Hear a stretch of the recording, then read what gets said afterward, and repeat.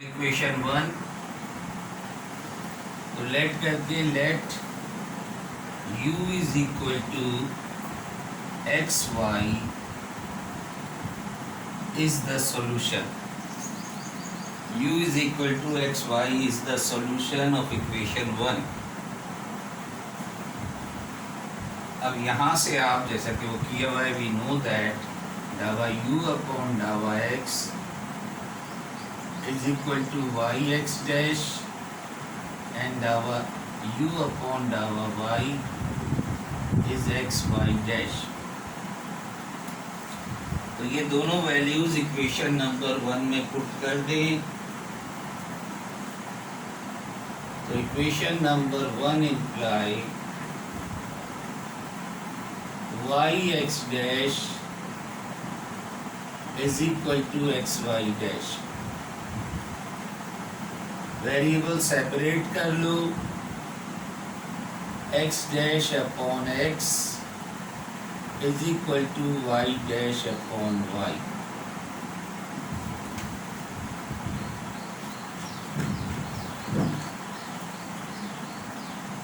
अब देखें, इसका तरीकाकार ये है कि ये x डैश अपॉन x और ये वेरिएबल सेपरेट जब आप कर लें तो इसको किसी कांस्टेंट के बराबर ले लें। बुक में जो है लैम्डा दिया हुआ है, let this is equal to lambda.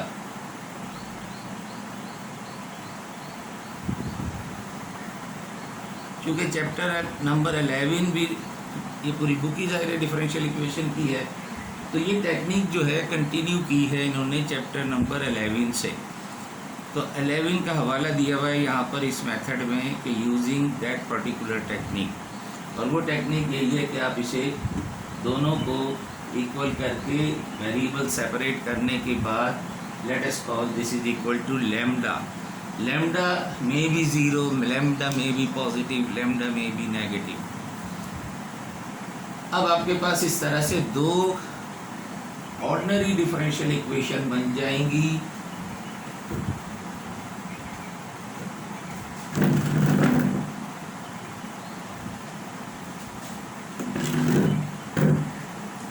You can write this as, दो हिस्सों में तकसीम कर रहा हूँ मैं, x dash upon x is equal to lambda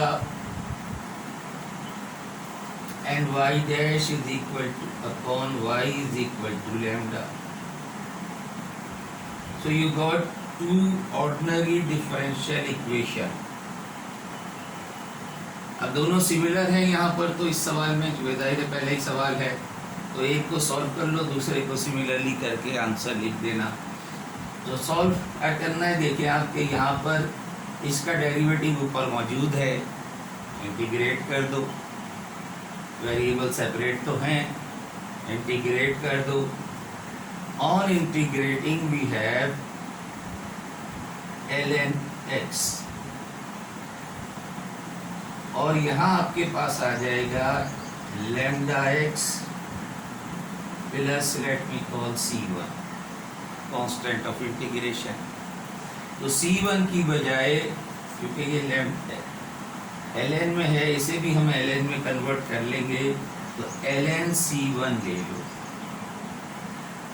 अच्छा, इसे कैसे ln में कन्वर्ट करेंगे कि ln और e जो है वो एक दूसरे का कैंसिल करता है, रेसिप्रोकल है, एंटी है, इसलिए हम इसे लिख सकते हैं ln e लैम्डा x। अब दोनों तरफ ln मौजूद है, सारी टर्म ln की हैं। ln x is equal to ln c1 e raise to power lambda x। Lambda lambda cancel कर दें, so you will get the value of x which is c1 e lambda x। Let me call equation 6।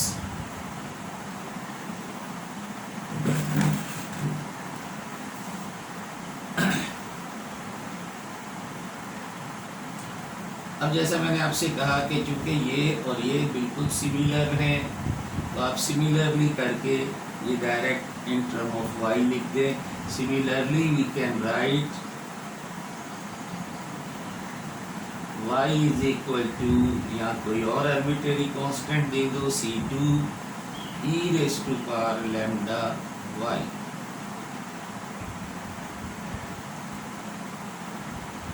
And therefore u is equal to, जो u हमने कहा था x और y, x into y is the solution. ये values यहाँ put कर दें। This is equal to c1 e raise to power lambda x, c2 e raise to power lambda y,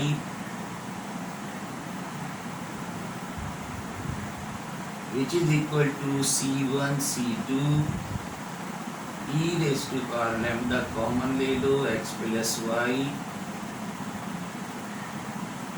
और चूंकि ये दो मल्टीप्लाई हो रहे हैं इसे किसी और आर्बिट्रेरी कांस्टेंट से रिप्लेस कर दें। u is equal to a1, या a ही कह लो सिर्फ, a e raise to power lambda x plus y is the solution, is the answer.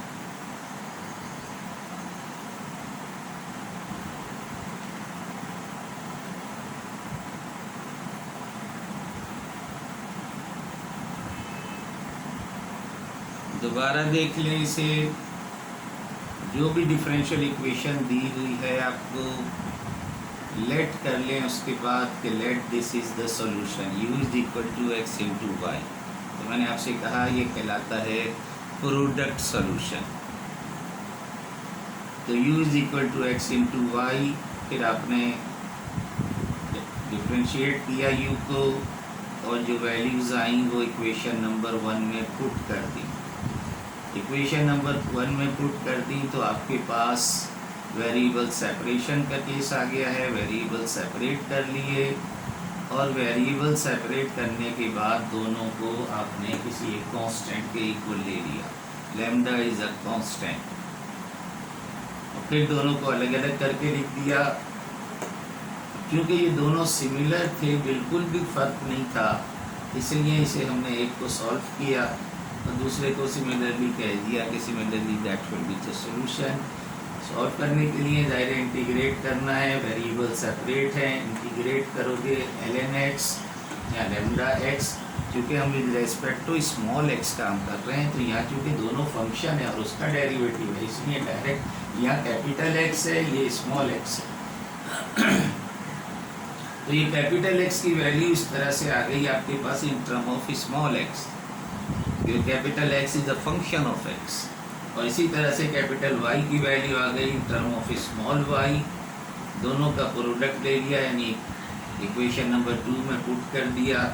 क्योंकि दो आर्बिट्रेरी कांस्टेंट मल्टीप्लाई हो रहे थे, तो हमने एक और नया आर्बिट्रेरी कांस्टेंट लगा के लिख दिया, दैट इज द आंसर। तो ओनली 6 क्वेश्चन आपके इस एक्सरसाइज से। जी बोले। ये जो अपना आर्बिट्रेरी कांस्टेंट चेंज किया, ये दो भी तो नहीं है ना? नहीं, ये चूँकि दो है ना, तो दो को एक बना लिया ना, क्योंकि दोनों मल्टीप्लाई हो रहे हैं। अलग अलग होते तो हम नहीं बनाते, यानी अगर ये एडिशन होता दरमियान में तो फिर हम c1 c2 ही रहने देते। बुक में भी देखोगे आपको ये चेंज किया हुआ मिलेगा। आंसर अगर आप देखेंगे तो ये सब चेंज कर देते हैं, क्योंकि दो मल्टीप्लाई हो रहे हैं तो आर्बिट्रेरी कांस्टेंट, तीसरा भी आर्बिट्रेरी कांस्टेंट ही आएगा, तो इसलिए रिप्लेस कर दिया उसे। हाँ बोले, और कोई?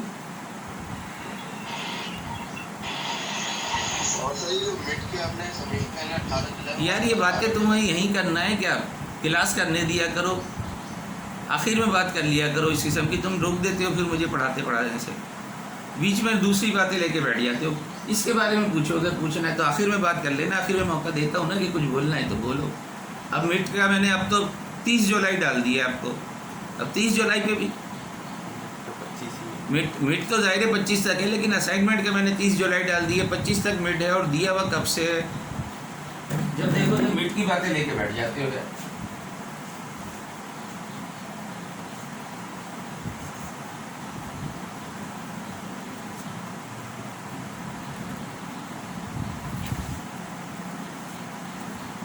क्वेश्चन नंबर 3 देखिए, थोड़ा सा तब्दील है। क्वेश्चन नंबर 3, ux प्लस uy is equal to u।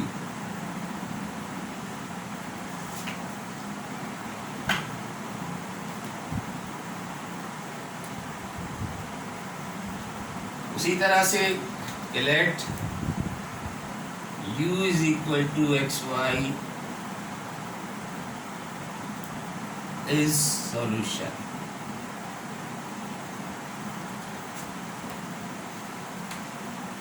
अब यहाँ ux की फॉर्म में लिखा है तो ux की फॉर्म में लिख लो ux is equal to x dash y and uy is equal to xy dash. Put in equation 1 x dash y plus xy dash is equal to u आपने xy को कहा है तो ये देखें ये थोड़ा सा डिफरेंट हो गया पिछले सवाल से, लेकिन वेरिएबल सेपरेट अभी भी हो सकते हैं कि xy से डिवाइड कर दो, divide by x into y, तो यहाँ से y कैंसिल हो जाएगा, इसके नीचे x आ जाएगा, यहाँ से x कैंसिल हो जाएगा, डिनोमिनेटर में y आ जाएगा, and on right hand side we have 1। अब सेपरेट अलग अलग करके लिख लें इक्वल टू, तो ये जो 1 है चाहो तो 1 को इधर ले आओ, चाहो तो y प्लस वाई डैश के साथ रख लो, इधर ले आओ तो बेहतर है कि x dash upon x minus 1 is equal to minus y dash upon y. तो ये भी कह सकते हैं हम इसे कि 1 minus x dash upon x is equal to y dash upon y, and let us call this is equal to lambda.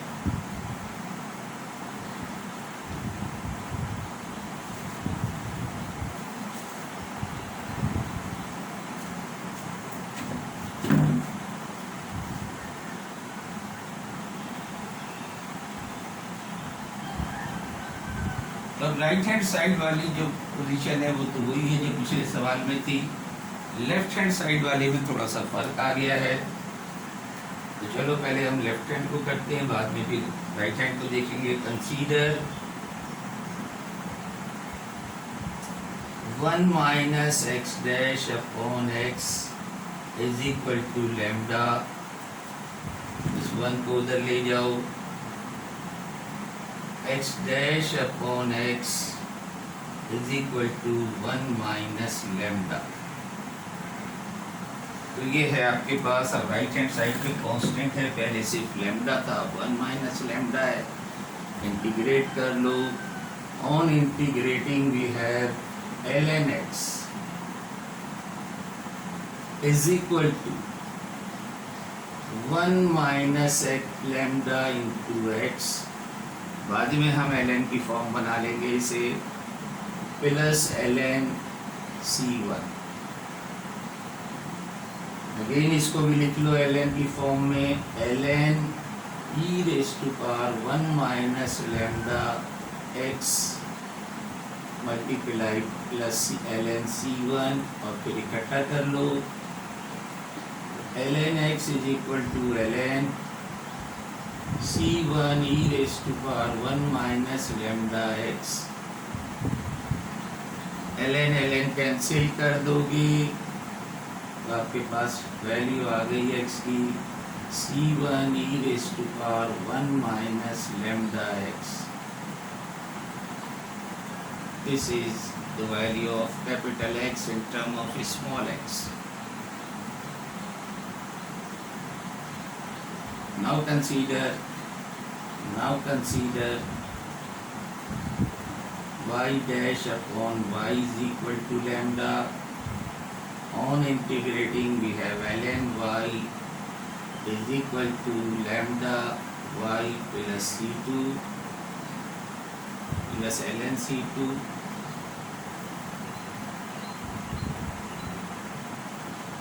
or we can write this as ln y is equal to ln e raised to power lambda y plus ln c2, which is equal to ln c2 e raised to power lambda y।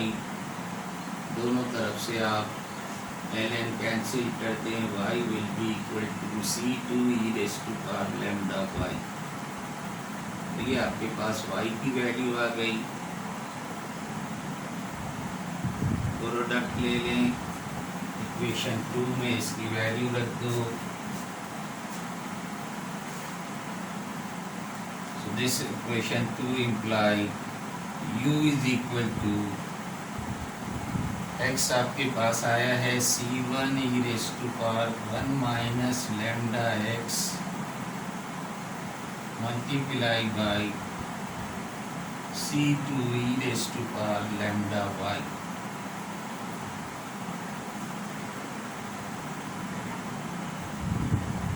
And again this is equal to c1 c2 e raised to power 1 minus lambda, या ऐसा करो कि इसे x open कर दो, x minus lambda x और ये plus हो जाएगा lambda y। So finally we can write this as u is equal to a e raised to power x minus lambda x minus y is the answer.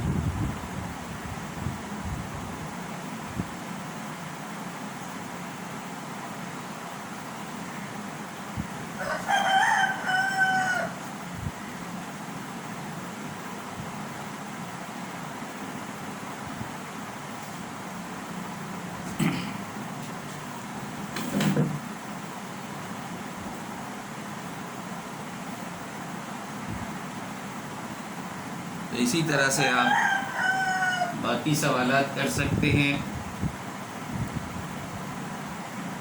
इसके बाद एक article और, ये फिर मैं एच के दास से पढ़ा रहा हूँ। एच के दास की बुक जो है, जो लेटेस्ट बुक है जो नेट पे अवेलेबल है, उसमें ये चैप्टर 9 है। यहाँ जो मेरे पास बुक है वो कहीं पुरानी है, 47 48 चैप्टर जो एक्सरसाइज की थी 47, तो वो ये चैप्टर 9 में से है। तो 9 चैप्टर देख लेना, इंटरनेट पे मौजूद है ये।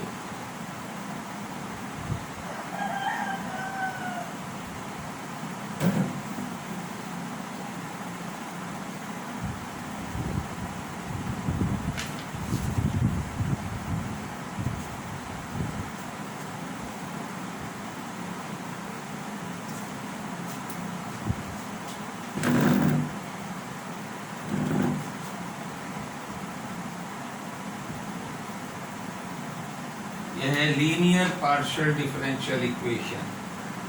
Linear partial differential equation with constant coefficient. Constant coefficient ये बिल्कुल उसी तरह से है जैसे हमने ordinary differential equation, higher order differential equation की थी। उसी तरह से हम यहाँ पर जनरल इक्वेशन लिख रहा हूँ मैं।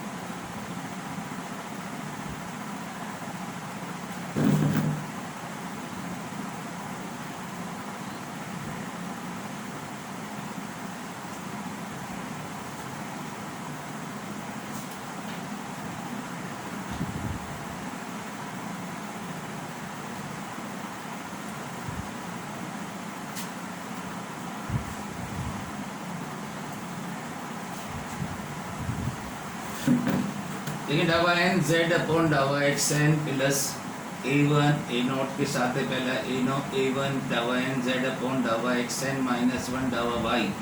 एक का ऑर्डर कम होता जा रहा है, दूसरे का ऑर्डर बढ़ता जा रहा है।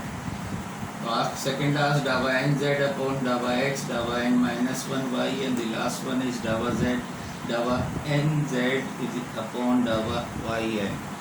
तो ये nth ऑर्डर है और ये होमोजीनियस कहलाती है। This is equal to 0।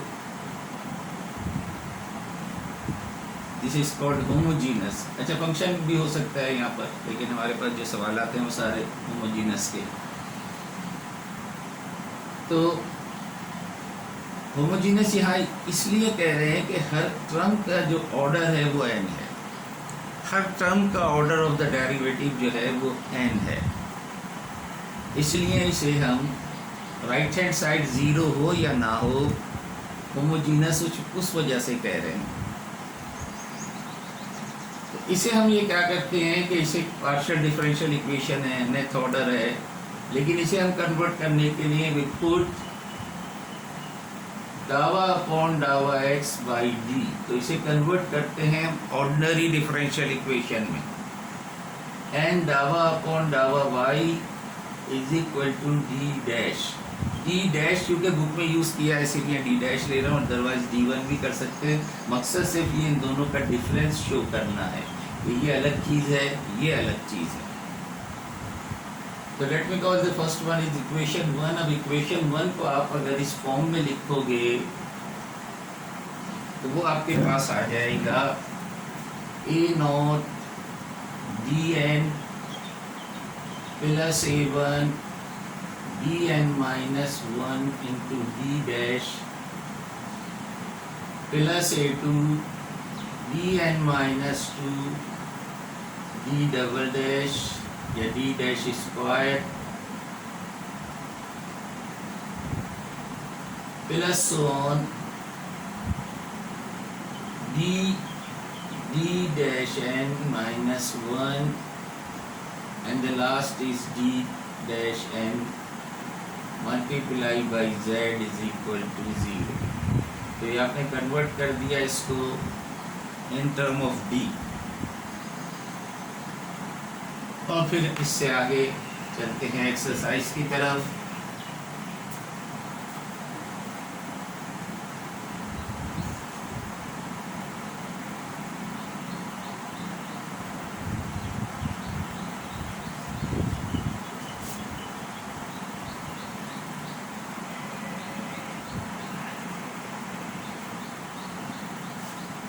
Adding the rules to find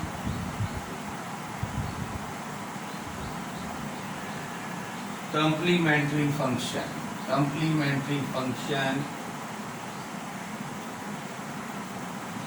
कोई complementary function जिसे हम yc कहते थे,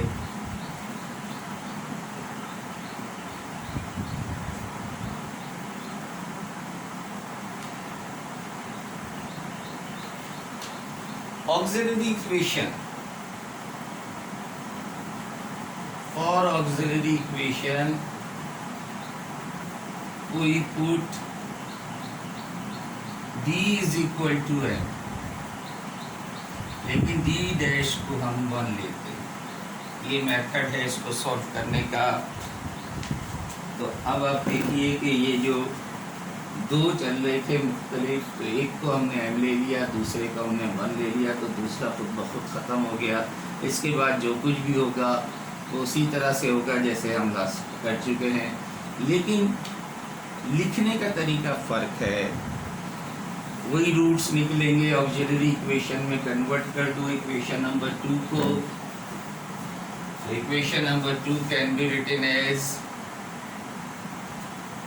A0 m raised to power n A1 m raised to power n minus 1 plus so on। क्योंकि d डैश तो 1 हो गया तो सारा 1 हो जाएगा, and plus m plus 1 into z is equal to 0।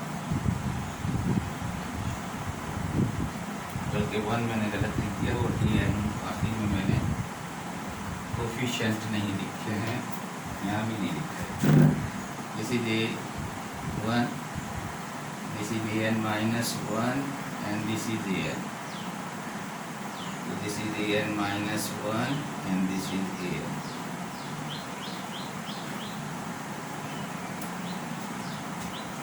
अब यहाँ से दो रूल हैं कि equal and unequal. If roots are equal लिखने का, जो फाइनल आंसर लिखने का मेथड बता रहा हूँ। इफ रूट्स आर अनइक्वल, अब रियल हो चाहे इमेजिनरी हो, रियल हो चाहे इमेजिनरी हो, कॉम्प्लेक्स हो, रूट्स अगर अनइक्वल हैं, late m1 m2 m3 and so on be the roots.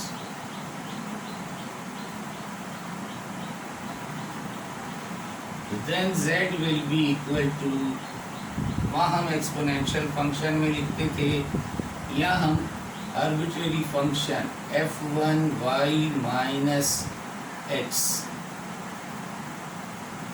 y plus x